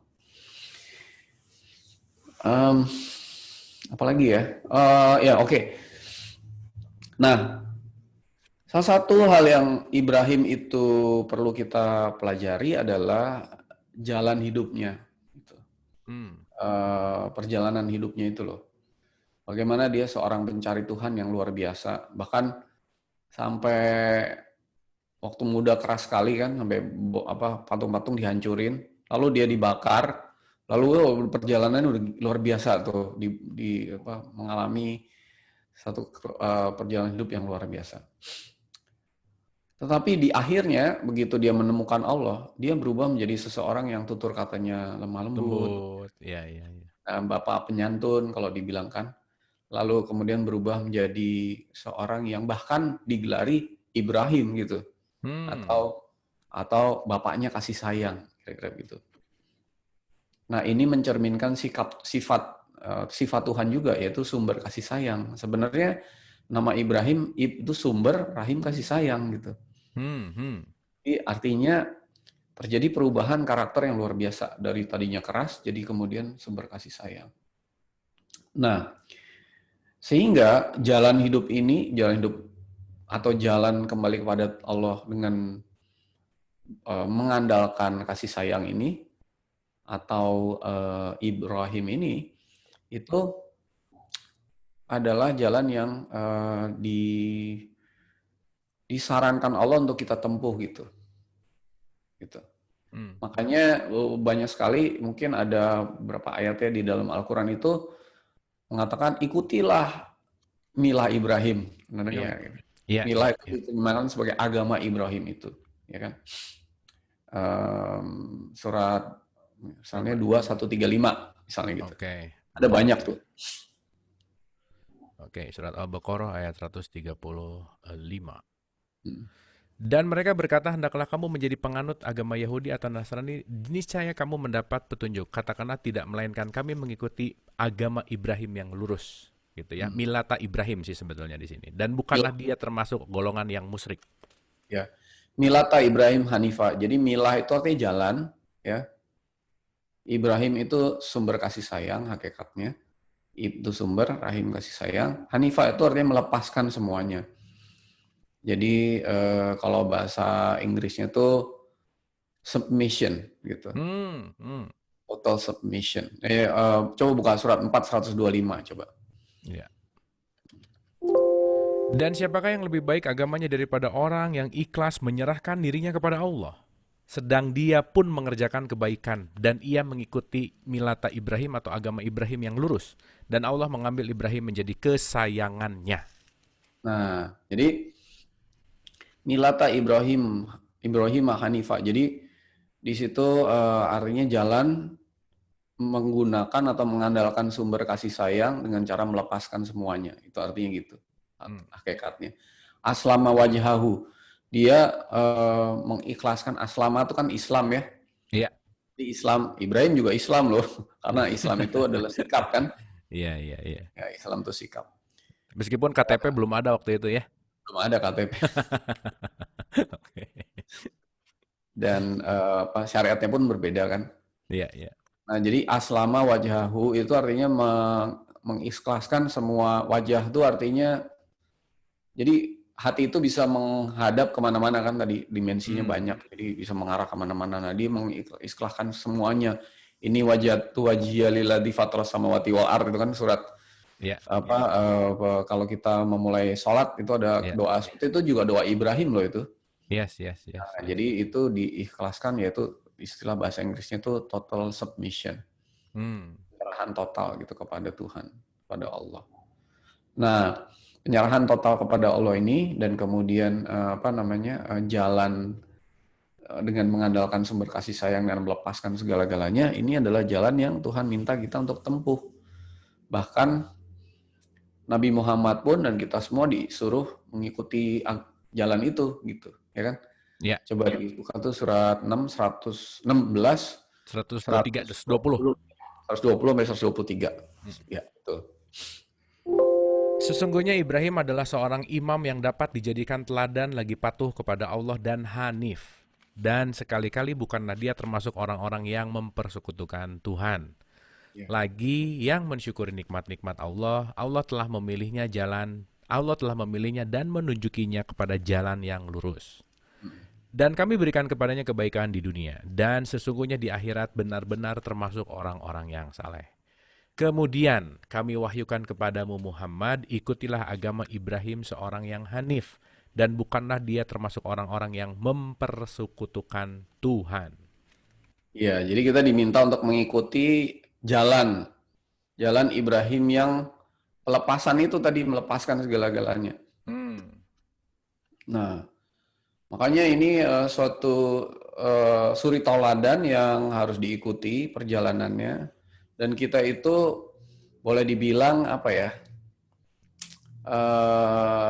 Kalau produk tuh udah dikasih barang jadi gitu. Iya. Ya, kalau dia kan mengalami perjalanan yang wah luar biasa kan di awalnya sampai akhirnya dia sadar dan dia membuat suatu simbol atau tadi situs yang namanya Ka'bah gitu kan. Lalu itu menceritakan tentang suatu yang sangat dalam, yaitu hati yang tertutup, yang ada ikatannya, yang kasih sayang Allah nggak bisa masuk ke dalam, lalu banyak kotorannya, lalu harus disucikan, dan itu menjadi persemayaman Allah atau singgasananya yang membawa kita perjalanan kembali kepada Allah. Itu suatu barang jadi sebenarnya, yang kita nggak perlu tahu proses awalnya dia mencarinya gimana gitu. Jadi, tapi kok saya melihat jarang sekali orang bisa mendapat penjelasan seperti ini gitu. Iya, betul, Mas. Dia hanya ya udah datangin jalanin syariat dan ngerjain simbolnya aja, tapi hakikatnya itu kok jarang dibahas gitu. Makanya ini penting banget untuk diungkap gitu kira-kira gitu. Iya. Ya luar biasa Nah, banget itu gitu ya, makanya Ibrahim dimonumentalkan di dalam setiap akhir sholat gitu, karena dia membuat, ya maksudnya dia membikin prasasti, situs gitu ya. Mungkin kalau sekarang kita bisa cetak buku, udah jadi buku gitu. Nah, bukunya Ibrahim itu ya semua apa yang sekarang kita lakukan gitu ya Mas ya, kira-kira ya. ya di prosesi haji itu betul, Iya, dan iya. simbol-simbolnya Gila ya. Besar banget berarti ya Ibrahim ini ya, luar biasa luar banget. biasa. Luar biasa. Uh, Dan apa ya? Dia bukan cuma sekedar membuat situs, tapi dia juga meninggalkan keturunan-keturunan di setiap tempat yang iya. bisa menyebarkan ajaran Allah di setiap tempat gitu. Jadi dia pindah lagi kemana. Makanya dia mengalami proses penyembelihan Ismail itu berkali-kali gitu. Iya, iya, iya, iya. Benar nggak? Yes, Jadi betul, betul. waktu di Mekah dia lagi senang-senangnya sama Ismail, disuruh pindah lagi, dia pergi disembelih kan anak dan istrinya. Iya, Lalu iya, begitu lagi dengan Siti Sarah sama apa namanya di Palestina Ishak. gitu Iya, dengan Ishak, dia disuruh pergi lagi. iya. Jadi dia mengalami proses detachment itu. Hanif kan itu artinya melepas kan, berkali-kali dalam hidupnya. Bahkan dia kan dari Irak, dia harus pergi karena ada Raja Namrud kan, waktu itu diceritain Raja Namrud yang membuat dakwahnya tidak kondusif. Dia kan pergi kan Iya. dari Irak lalu ke Palestina, dia pergi dari Palestina pergi ke Mekah. Berkali-kali dalam hidupnya dia harus melepaskan kemelekatan itu, Hanif itu. Makanya disebut ikutilah milata Ibrahim Hanifah, yang melepas segala-galanya gitu. Oke. Nah, itu luar biasa. Itu perjalanan seorang pencari Tuhan yang perlu diteladani gitu. Dan kita dapat barang jadi, yaitu saya cuma mau bicara tuh, yaitu simbol itu yang harus kita renungkan. Nah, kalau kalau apa namanya kita bisa lihat dari situ, ya perjalanan spiritual harus dimulai dari Baitullah dengan cara dibuka hati, kemudian dibuka oleh kasih sayang Allah, dibersihkan dari kotoran-kotoran gitu kan, Iya, dengan iya. cara tadi wukuf itu, lalu kemudian berdoa, lalu kemudian diarahkan kepada Allah, dihubungkan. Nah, dengan proses dihubungkan itu barulah kita akan dibawa dalam perjalanan yang sangat jauh kembali kepada Allah yang diabadikan di surat 17 ayat 1 itu kan, Iya, iya. yang Itu disebut buka. Isra Mi'raj gitu kan, itu kira-kira. Mhm.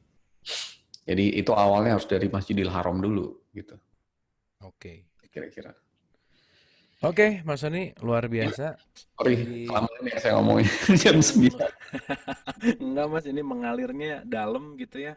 Santai, rileks, tapi gimana ya? Ke dalam tuh ya ya maksudnya jujur Mas, aku denger Mas Sony ngejelasin ini tuh dari berapa tahun yang lalu ya kita bahas waktu pertama kali aku datang ke rumah Mas Sony kan langsung dihajar ini nih. Ya, Langsung dihajar ini. Tapi yang berapa ya? menarik, wah 2005 no, 2009 atau 10 ya? iya 2009 lah, waktu 2009 pertama pertama belajar satu ayat ke ayat, terus aku datang ke rumah Mas Sony untuk belajar dan lainnya kan pertama kali Mas Sony yang ngajarin ke aku tuh tentang ini gitu berarti berapa tuh 10 tahun kemudian Mas Sony mengatakan hal yang sama tapi dapatnya tuh different gitu loh Mas, dapatnya tuh gimana ya, ada hal yang more powerful, more essential, yang wow-nya tuh lebih lebih lebih beda lah gitulah kira-kira. Dan memang itu mungkin kalimat ketika Allah mengatakan Quran ayat berlapis-lapis tuh begitu kira-kira ya Mas ya. Iya, betul. Tergantung dari sikap hati kita menerimanya. Oke, oke, oke. Allah mah nggak ngasih kita nyicil begitu, enggak. Dikasihnya bulat. Kita yang nyicil. Karena sikap hati kita. kitanya kitanya yang nyicil ya. Benar-benar. Aduh, ini malam hari ini ada dua kalimat penting, satu cicilan, dua jatuh tempo ya. Hati-hati itu. Antara cicilan dan jatuh tempo tuh hal yang mengerikan memang ya dalam hidup. Oke, kita langsung ke penanya Mbak Teh Elisa. Mangga, Teh Elisa silakan. Halo, Oke. selamat malam Kang Abu Mas Soni. Apa Selamat malam. kabar? Baik, alhamdulillah. Mangga, Ya, Teh. Saya Silakan. ini senior saya di SMA loh, jadi jangan manggil Mas Sony, seharusnya panggilnya deh. Dek enggak, Sony ya. udah kebiasaan.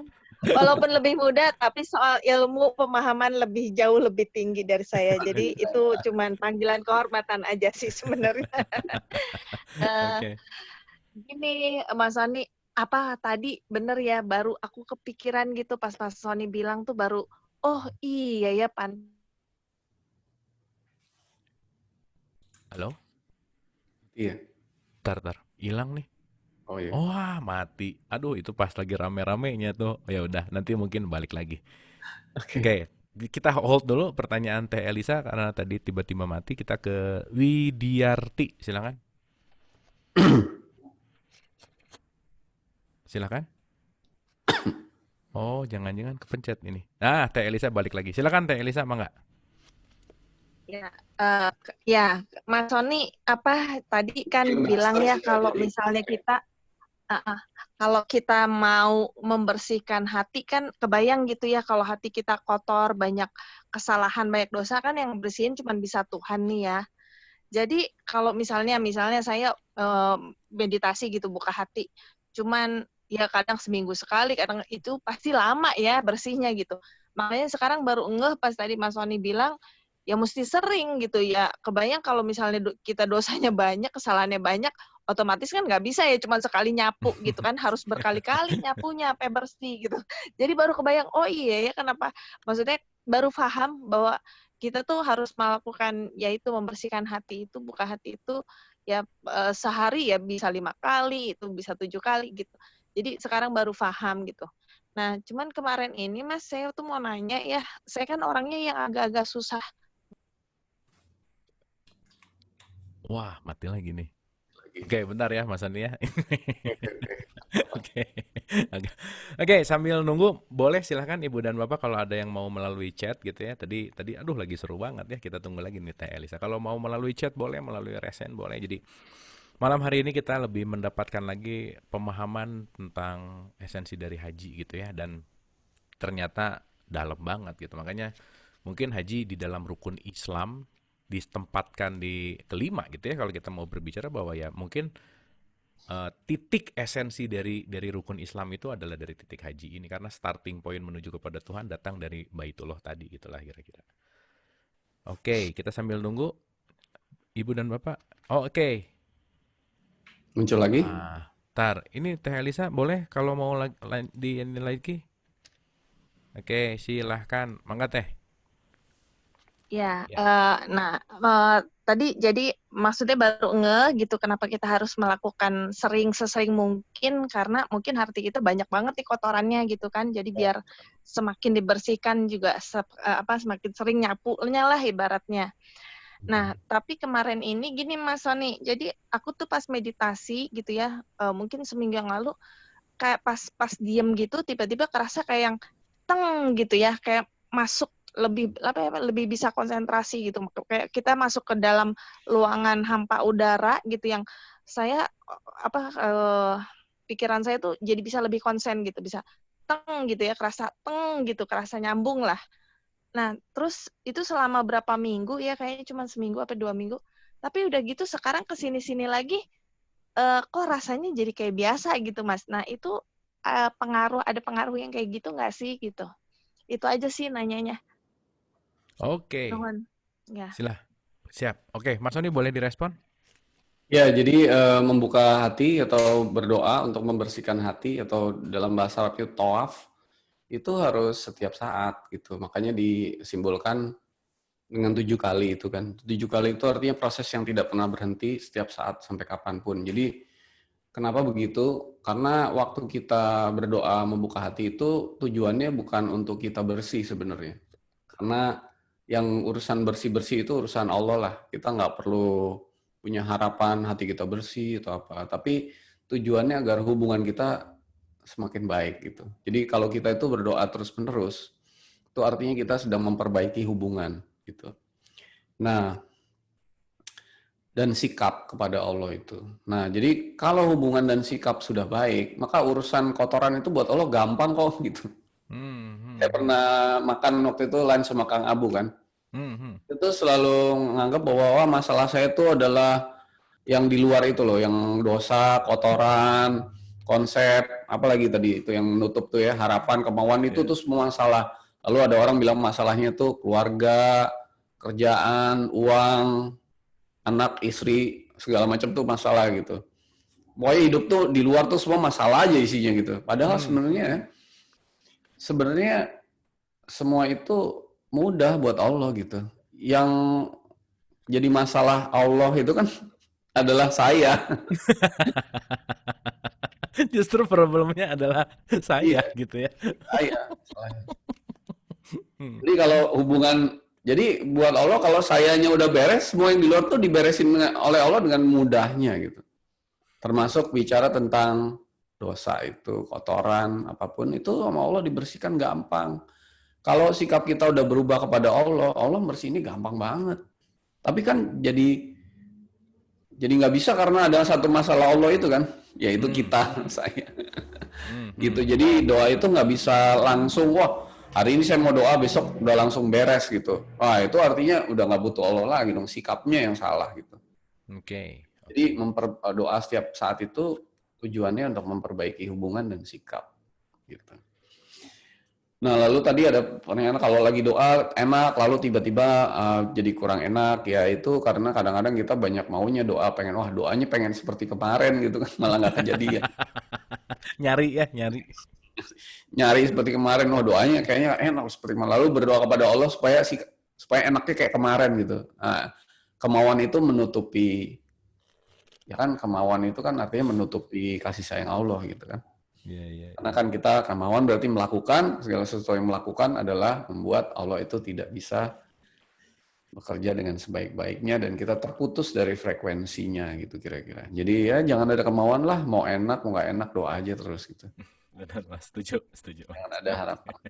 Oke. Dialirkan aja ya dan disaksikan. Iya. Kalau nggak ada harapan malah langsung enak terus gitu. Benar. harapan sih ya yang ngebikin semua jadi ada batasan tuh karena mau-mau sih betulnya sih, mau-mau tuh memang luar biasa sih. Gitu. Thank you Mas Sony, jawabannya keren banget. Mudah-mudahan bisa Perjalanan perjalanan haji kembali kepada Allah atau ke Baitullah itu yang penting di situ harus disadari itu bukan perjalanan menempuh suatu jarak, bukan, ya. Tetapi perjalanan memperbaiki sebuah hubungan. Yes, Nah, betul deh. Itu memperbaiki. quotes hari ini yang aku dapat banget antara jarak dan hubungan gitu ya. Jaraknya dekat, hubungannya belum tentu baik gitu. Itu sih Ya. poinnya. Itu keren Mas. Nah, Thank you Mas Sony. perjalanan merubah sebuah sikap. Gitu. Karena kalau hubungan dan sikap sudah berubah sesuai kehendak Allah, buat Allah jarak jauh apapun itu nggak ada masalah gitu. Mau dibawa sampai perjalanan kita kembali kemanapun, sampai kembali kepada Allah, ke pangkuannya itu nggak ada masalah. Masalahnya itu ada di Saya. Ya, benar. Ya. Jadi haji itu perjalanan, bukan perjalanan, saya ulang lagi ya, bukan perjalanan yang berjarak, tetapi perjalanan merubah suatu, memperbaiki sebuah hubungan, merubah sikap. Karena begitu itu dua dirubah, apapun itu, kotoran, apapun bisa diurus oleh kasih sayang Allah dengan sangat mudahnya. Gitu. Oke, thank you Mas Sony. Keren, Ya. keren. Jarak dan hubungannya itu notes banget tuh. Itu penting untuk kita pahami dan untuk kita resapi. Oke, kita langsung ke, ini seru nih pasti nih. Ibu Intan, silakan Bu Intan. Bu Intan. Oke. Iya, udah. Kita diam aja Mas. Selamat malam. Assalamualaikum. Udah. Ini Kang Abu. Silakan. Saya Wah, nggak video ya. Sebelumnya kita minta Mbak Intan ini membawakan kayak berita TVRI zaman dulu. Saya nggak pakai, saya jadi manusia kamar, jadi pakai. Oke. Waduh, levelnya udah naik nih Bu Intan ya, jadi manusia kamar. Jadi luar biasa. Jadi kita ngomongin tentang kualitas, bukan kuantitas. Yes. Tadi barusan kan, merasa hubungan bukan jarak. Wah, luar biasa. Tapi saya benar nih, saya setuju Mas Sony dengan Kang Abu. Dia mengatakan 10 tahun yang lalu udah denger nih kayak begini kan di pengajian tafsir sufi segala macam. Iya, diterima. Oke, gitu kan. Saya mencoba menerangkan kepada keluarga, anak-anak. Sesat. Udah nggak benar. Nah, kan? Saya belum bisa dapat benang merahnya. Tapi malam hari ini saya dapat benang merahnya. Yaitu kan Mama menerangkannya secara, syariat. Kalau kan Anda kan maunya syariat. Nah, Mama menerangkannya secara hakikat. Nah, sekarang dulu tahu juga, tapi kalau nggak tahu bisa menerangkan seperti ini, Mama salah, nggak bisa. Itu nyimpang, nggak mainstream. Nah, malam hari ini saya justru mendapatkan bukan menerangkan tentang hakikat, bukan syariat. Bukan syariat tidak perlu, tapi hakikat itu juga bagus gitu kan. Jadi the whole haji ini itu merupakan banyak sekali simbol gitu. Terus nanti enak kita udah kayak begitu, nanti karena banyaknya orang menganggap itu anti-mainstream, down lagi gitu kan. Apa begitu terus Mas Sony sampai sepanjang hidup ya? Terima kasih. Oke, terima kasih Mas Sony. Ini pertanyaannya keren banget gitu. Pemahaman seseorang tuh gimana tuh? Kedinamisannya seperti apa? Silakan Mas Sony. Ya, jadi kalau kita bicara tentang syariat itu kan syariat ya silahkan dilakukan ya kan. Bahkan Nabi Muhammad pun melakukan haji kan. Di akhir haji wada sekali dalam hidupnya dia melakukan haji. Justru menariknya dia melakukan haji bukan waktu dia di Mekah loh, tapi pulang dari Madinah dia melihat orang-orang berhaji, lalu dia juga melakukan haji. Jadi dia juga ikut, nggak ada masalah. Tapi harus diketahui juga bahwa segala sesuatu tuh harus punya pemahaman gitu loh. Jangan cuman diikuti syariatnya saja tanpa tahu hakikatnya apa. Dan jangan kemudian menutup hati dan pikiran kita untuk mendapatkan suatu hakikat yang lebih dalam. Karena ini bukan sebuah ritual begitu aja yang nggak ada maknanya. Ini ada makna yang sangat dalam di balik itu. Nah, kalau kita berdiskusi tentang hakikat seperti ini, bukan berarti kita mengatakan bahwa syariat itu salah. Enggak. Betul. Syariat itu tetap dijalankan. Tapi ya kita menjalankannya dengan sepenuh kesadaran hakikatnya itu. Kan kalau di Al-Quran tuh ada 17, surat 1736 ya Kang Abu ya kalau nggak salah. Jadi Yang gimana? segala sesuatu tuh diminta pertanggungjawaban ya kan. 1736. Jangan kamu Jadi, mengikuti. nakutin, Mhm. coba dibuka tuh. Oke, 1736. Mm-mm. Auzubillahi minasyaitonirrajim. Bismillahirrahmanirrahim. Dan janganlah kamu mengikuti apa yang kamu tidak mempunyai pengetahuan tentangnya. Sesungguhnya pendengaran, penglihatan, dan hati, semuanya itu akan diminta pertanggungjawabnya. Iya, jadi jangan sampai kita melakukan sesuatu tuh nggak tahu apa hakikat, makna, maksud Tuhan di melakukan itu gitu, sehingga kita melakukannya nggak dapat apa-apa gitu nantinya gitu. Jadi ya kalau wukuf tuh, nah kalau kita udah tahu hakikat, ternyata nilai-nilai hakikatnya universal pertama, dan setiap saat bisa dilakukan di mana saja gitu. Jadi artinya kasihan ya orang yang, kalau saya dulu mikir kasihan orang yang nggak punya uang, gimana naik hajinya gitu. Lalu kasihan juga orang yang misalnya cacat gitu, dia nggak bisa boro-boro ke sana gitu kan, cacat.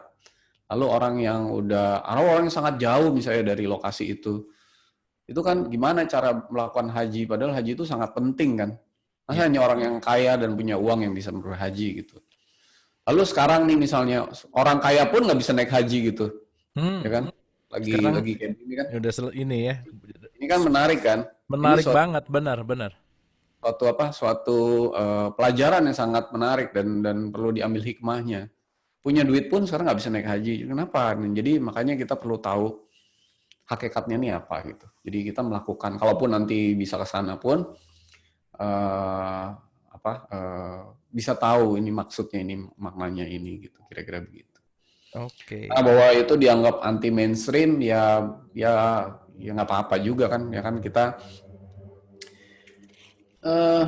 ya menjadi alat Tuhan itu memang yang sedikit sih. Jadi ya kita doa aja supaya semuanya bisa mendapatkan kesadaran yang sesuai kehendak Allah gitu. Jangan terus kemudian orang lain disalah-salahin juga. Kita nyalain orang yang nggak ngerti, itu salah juga sikap seperti itu. Ya.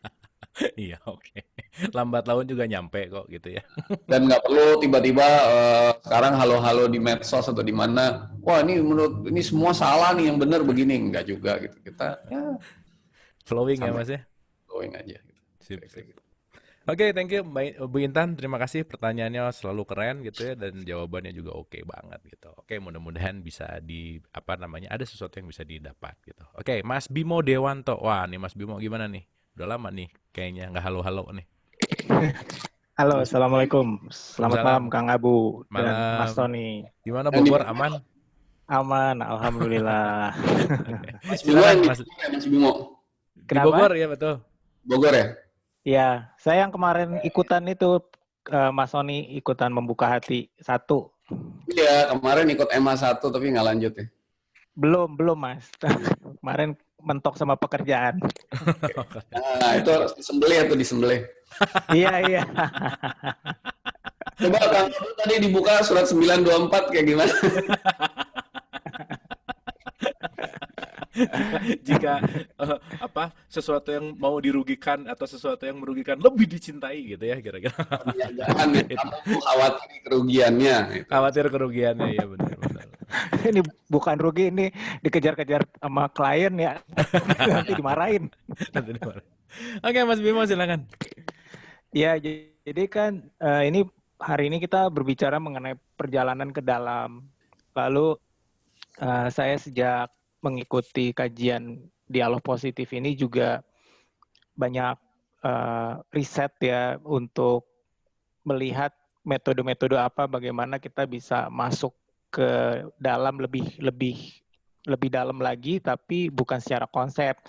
Lalu kemarin saya sempat bertanya juga ke Kang Abu mengenai brainwave, karena saya melihat secara metodologi itu kan ada lapisan-lapisan frekuensi gitu dari otak kita, dari beta, kemudian kita ke alfa, kemudian ke delta, ke theta, dan ke gamma. Nah, ini kemarin saya sempat mengikuti pelajaran dari Joe Dispenza itu ya. Dia dia mengaktifkan kelenjar pineal untuk masuk ke gamma. Karena di gamma itu memang akhirnya orang akan melihat bahwa dia tuh bukan aku itu bukan personality, tapi aku yang sejati lah. Iya. Nah, dan di situ ego juga sudah dibuang. Dia sudah tidak melihat dirinya sebagai makhluk yang materialistis lagi, tapi lebih makhluk spiritual. Dan metodenya mengaktifkan kelenjar pineal itu, saya kan pernah sempat mengikuti online workshopnya Kang Abu untuk khusyuk ya, untuk sholat khusyuk. Itu kok mirip gitu, yaitu dengan menahan nafas ya.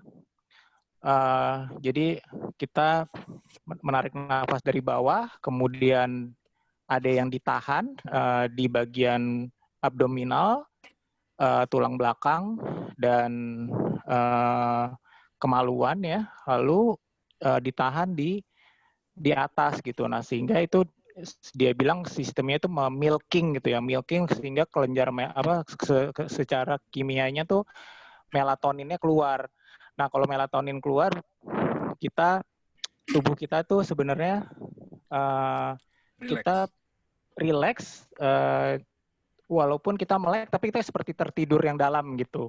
Nah, ini apakah sebenarnya itu yang kita cari? Karena kok saya lihat ada kemiripan gitu ya. Dan pada saat itu terjadi pada tubuh kita, sinyal-sinyal dari Tuhan itu masuk dan kita akan dapat bimbingan gitulah, menurut Joe Dispenza gitu. Oke. Itu sih pertanyaan saya. Oke. Terima kasih. Thank you. Ini mungkin teknikal banget ya Mas Sony, dan mungkin ya silakan direspon Mas Sony.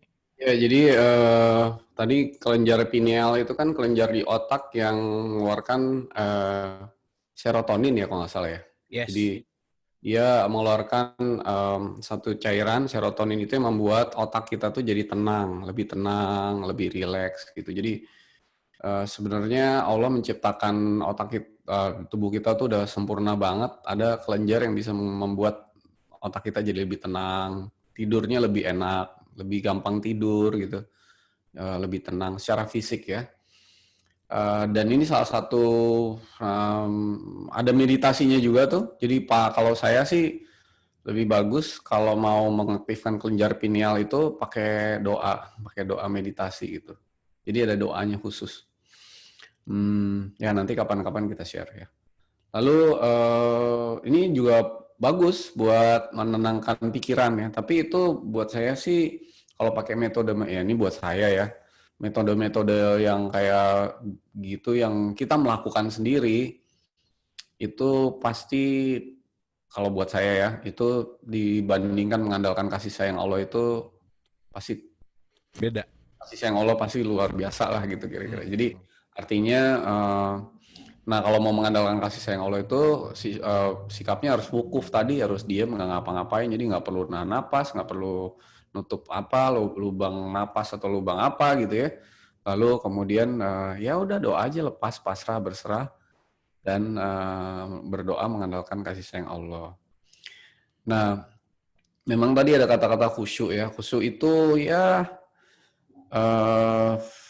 konsepnya kan khusyuk kadang-kadang apa sih, konsentrasi gitu. Padahal khusyuk itu kan bukan konsentrasi gitu. Yes. Khusyuk itu misalnya nyantai gitu, bukan juga. Jadi khusyuk itu ya santai. Semuanya khusyuk itu nanti ada hubungannya dengan sholat wusto ya. Kalau di Al-Quran ada wusto di titik tengah segala macam gitu. Jadi sebenarnya hari ini harusnya kita bahas tentang itu tuh ya Kang Abu, tentang Islam jalan tengah tuh. Saya mau bahas tentang salah satunya khusyuk itu gimana sih menurut hakikatnya itu. Tapi karena ini ternyata hari ini Idul Adha, jadi kita bahasnya beda. Kapan-kapan deh kita bahas tentang next. Coming soon, Mas. Oke. Tapi balik lagi sih Mas Bimo, itu kalau mau dijelasin sekarang dalam 5 menit 10 menit nggak mungkin gitu ya. Poinnya adalah bagaimana saya udah lama juga sih ngikutin Joe Dispenza. Dia memang benar-benar keren banget untuk menyatukan antara mind and body connection. Yes gitu. Dia menggunakan untuk sentuh hati gitu, sama mirip lah gitu ya poinnya. Cuman dia melihat dari segi scientificnya gitu, dan semua jalan saya rasa ya balik lagi ya unik gitu ya, setiap manusia itu unik, punya jalannya masing-masing, dan yang kembali lagi pada akhirnya adalah nggak mungkin dan nggak bisa kalau kita mau menuju dia kalau tanpa dikasih mau dibantu dengan kasih sayangnya. Itu sih poinnya. Nanti kapan-kapan kita bahas detail Mas Bimo ya, kapan-kapan kita bahas detail karena ini udah 2126 masalahnya. Oke, thank you Mas Bimo, pertanyaannya keren, teknikal. Nanti insya Allah ingetin saya nanti kapan, siapa tahu bisa cerita tentang ini, nanti kita bahas detail tentang si brainwave dan seterusnya gitu. Oke, boleh tepuk tangan dulu untuk Mas Sony, luar biasa ya malam hari ini kita, aduh ini gimana ya, dalam gitu, dapetnya luar biasa banget malam hari ini. Katanya diulang-ulang, ayatnya itu juga gitu ya. Dulu Mas Sony tuh rangkaiannya tuh nggak jauh-jauh juga, tapi malam hari ini benar-benar wah udah deh mind blowing gitu ya, luar biasa sekali mendapatkan sesuatu yang lebih dalam lagi gitu. Oke, so Mas Sony, final statement untuk episode 93, silakan. Iya, jadi hidup ini kita harus meneladani Ibrahim. Ibrahim itu adalah pemimpin. Kalau dibilang di surat Al-Baqarah 124, memimpin.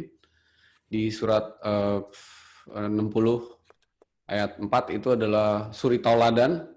Jadi harus diikuti. Dan ketika kita Ibrahim juga berarti sumber kasih sayang, yang yaitu adalah sifat Tuhan itu sendiri. Dan itu juga hanya mengandalkan itulah kita bisa kembali kepada Tuhan, jadi pada Allah. Jadi perjalanan kita itu harus mencari Tuhan sebagai seorang seeker gitu. Cuman seeker itu ya kemarin tadi kita udah bahas, Ibrahim udah pernah mengalami perjalanan melihat bulan, matahari segala macam, akhirnya dia sampai kepada satu titik kesadaran yang kita sekarang udah terima barang jadinya, yaitu Baitullah dan simbol-simbol itu, yang kita harus ambil pelajarannya dengan sebaik-baiknya, melakukan perjalanan haji dan kurban secara hakikat setiap saat, setiap hari. Yang perjalanan itu artinya bukan perjalanan yang berjarak, menempuh jarak sesuatu, tapi perjalanan dalam arti memperbaiki sebuah hubungan dan merubah sebuah sikap kepada Tuhan.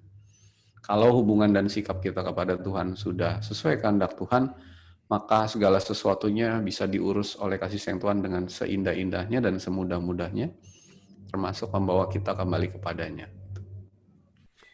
Oke, terima kasih. Boleh tepuk tangan buat Mas Sony. Terima kasih Mas Sony, so beautiful sekali. So pada dasarnya janganlah hanya mengatakan bahwa Allahumma sholli ala Sayyidina Muhammad kama sholaita ala Sayyidina Ibrahim hanya di mulut gitu. Karena ternyata kalimat itu diulang-ulang untuk menyadarkan kita ke dalam, bukan hanya berbicara jarak, tapi kualitas hubungan kita. Senantiasa kita mengatakan Ibrahim setiap hari, senantiasa juga kita membuat hubungan kita dengan Allah juga semakin baik. Terima kasih. Mohon maaf lahir dan batin. Wabillahi taufiq wal hidayah. Assalamualaikum warahmatullahi wabarakatuh. Waalaikumsalam.